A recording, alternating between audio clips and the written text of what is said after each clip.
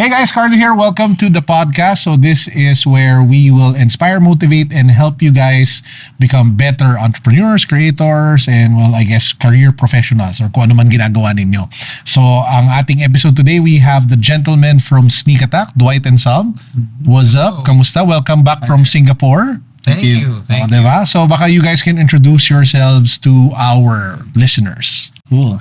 My name is Sam. I'm the co-founder and creative director of Sneak Attack Design Lab. And I'm Dwight. I'm the co-founder and managing director. So we're from Sneak Attack Design Lab. If you don't know, we create clothing and designs for the future.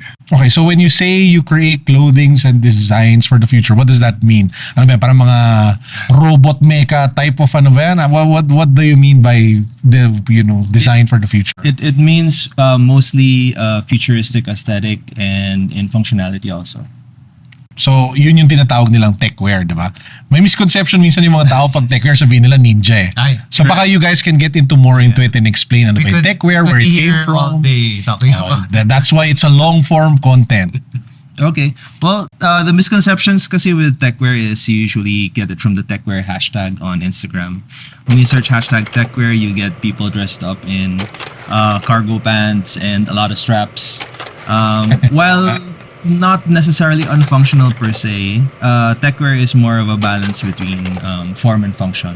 Whereas the hashtag TechWear, which is mostly what they call warcore, is more about aesthetics. So TechWear is always a balance between how a garment looks, how it operates, but also how it functions. So yung emphasis really is kung ano yung nagagawa ng garment apart from just wearing it. Correct. That's it. So if can you give like a couple of examples of ano yung mga best examples of TechWear? For the best examples of TechWear, it's usually we turn to the originator of TechWear, which is Acronym. They really pioneered these sort of functionalities and movements within the TechWear sphere. For example, a jacket sling, that's the most basic TechWear item where you have a sling going through your jacket, and that when you take your jacket off and you don't need to use it anymore, you can wear it like a backpack. Oy, paborito ko yun. Dun sa nuragin ninyo, di ba? And I guess going to your point nga na people kind of confuse TechWear with what they see na mukhang ninja or they look like cyborgs, di ba? But it's easy kasi parang when it started, it kind of looked like that. Because it looked futuristic, people started wearing it holding samurai swords, guns. Parang kino-cosplay. Yeah. And there's nothing wrong with that. Pero not all of it is actually technical fashion. Because some of them, they nagsusuot lang sila ng plain cotton cargo pants, plain t-shirt, plain hoodie, tapos lalagyan nila ng sword and then armor na it's not technical kasi hindi mo siya gagawin in daily life, di ba? Pag magsusuot ka ng plate carrier, tas lots of mag carrier 60-liter backpack, tas pupunta kang office. Then, parang it's not functional. Parang pinahirapan mo yung sarili mo, mapasok ka ng office. Correct. Pero so sabihin natin going back into dun sa discussion on the functionality. Kung nasa Pinas ka, ang hirap mag-layer, di ba? Minsan kasi medyo mainit.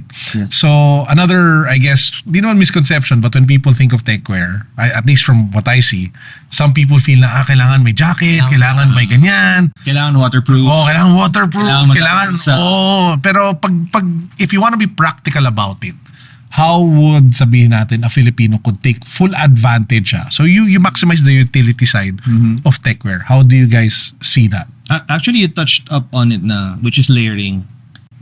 However, we tend to keep our layers very light. So a lot of the stuff that I've designed in the past always uses fabrics that are light and very good for our climate. Another way to do it is pay attention to your fabric. So kunwari, instead of a typical cotton shirt, you might want to find a performance shirt so you don't sweat that much. Yep. Plug. It's a website. Available pa ba? Ubus na. 20 pa. Soon. Okay, sige, go. And then also be very thoughtful about the weather condition outside, which is why, again, jackets that have slings or jackets that are lightweight are very good for the Philippines kasi the weather can change at any time. Correct. Tsaka even in terms of yung common thing is, pag madaming pockets, TechWear yan. Pero if it makes sense to you, kunyari, like for us, so I'm also part of UCS, Unbox Content Studios. So pag may shoot, syempre madami kang dala. Where do you put your lens, your SD card, your pen, your clapper, your coffee? Parang having those pockets is useful. Pero if bibili ka lang ng suka sa tindahan, baka don't wear that many pockets. Parang at least yung sinasabi nga Anong gusto ko? nasa sayo na yun. Para marami lalagyan ng suka. So, why not, di ba?